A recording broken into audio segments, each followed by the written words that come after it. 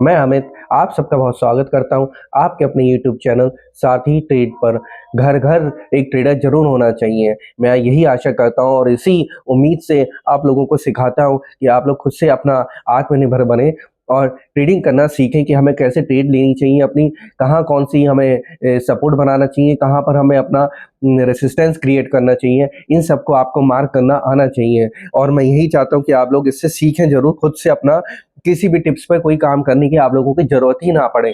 खुद से अपना स्टॉक लीजिए, खुद से अपना मैनेज करिए। और एक बहुत जल्दी मैं आपके सामने एक स्ट्रेटेजी बताऊंगा आपको, एक ऐसी कि हमें वो एक ऐसी स्ट्रेटेजी है जिसके ऊपर अगर हम फॉलो करें तो हमें एक अच्छा प्रॉफिट बन सकता है हमें। इसलिए हमें उस स्ट्रेटेजी के ऊपर वर्क जरूर करना चाहिए, उसको सीखना चाहिए। तो दोस्तों, मैंने जैसे कि आपसे कहा था, इस वीक की जो क्लोजिंग हुई है वो ज़्यादा खास नहीं हुई है, लेकिन निफ्टी अपने बिल्कुल रेसिस्टेंस लेवल पे है।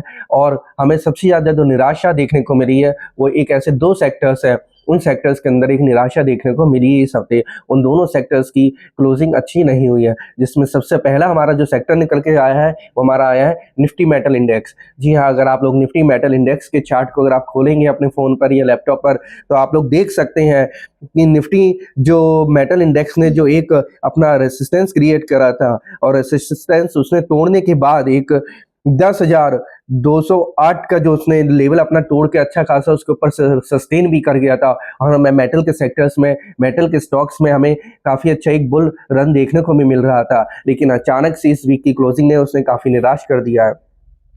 इस वीक की जो क्लोजिंग हमें मेटल के सेक्टर ने दी है वो 10,140 पर उसने दी है, तो ये क्लोजिंग हमारी सही नहीं दिखाई दे रही है। इसको हम लोग एक बियर कैंडल कहते हैं। आप लोग अपने फोन पर वीकली टाइम फ्रेम का चार्ट खोलिए और इस कैंडल को देखिए। सबसे पहले तो आप अपने फोन पर एक बॉर्डर लाइन मार्क करिए, यानी कि रेसिस्टेंस लेवल की जो एक बॉर्डर लाइन है वो आप लोग मार्क करिए 10,208 पर, वो आपकी आएगी।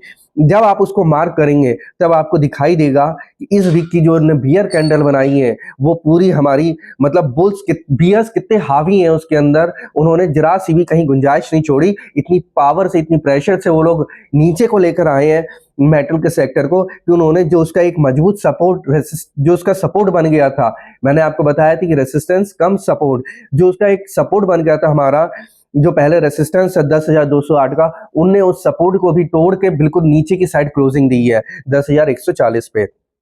तो आप लोग देखिए कि बियर्स इसमें काफ़ी ज़्यादा हावी हैं इस मेटल के सेक्टर के अंदर। इसलिए हमें ज़्यादातर मेटल्स के स्टॉक्स में हमें हिंड कॉपर हो गई और भी जो मेटल्स के स्टॉक्स, एक अच्छा खासा डाउनफॉल देखने को मिला है हमें।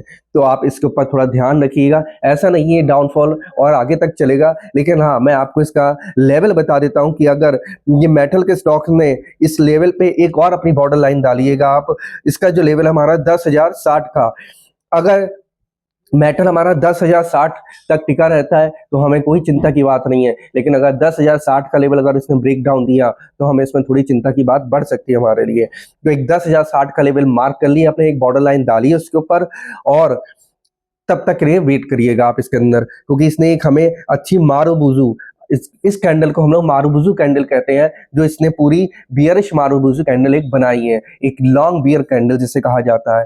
तो हो सकता है ये हमारा रीटेस्ट कर रही हो यहाँ पर, लेकिन अगर रीटेस्ट भी करती है तो इसे 10,208 का लेवल नहीं तोड़ना चाहिए था मेटल के सेक्टर ने, लेकिन तोड़ दिया है। तो आप देखते हैं इस वीक की क्लोजिंग क्या कहती है। इसलिए चार्ट पर अपनी बॉर्डर लाइन मार्क करिए। अब मैं आपको दूसरे सेक्टर के ऊपर लेके चलता हूं, वो हमारा एक एनर्जी का सेक्टर।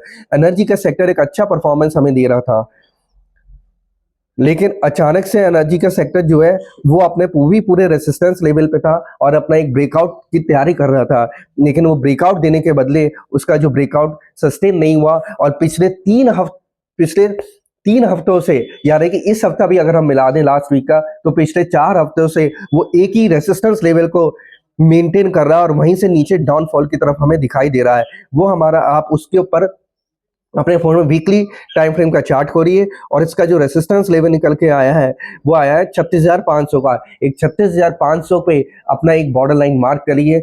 वहीं से आप देखेंगे पिछले चार हफ्ते से हमें इसमें डाउनफॉल देखने को मिल रहा है और इसने जो अपना एक सपोर्ट लेवल बनाया है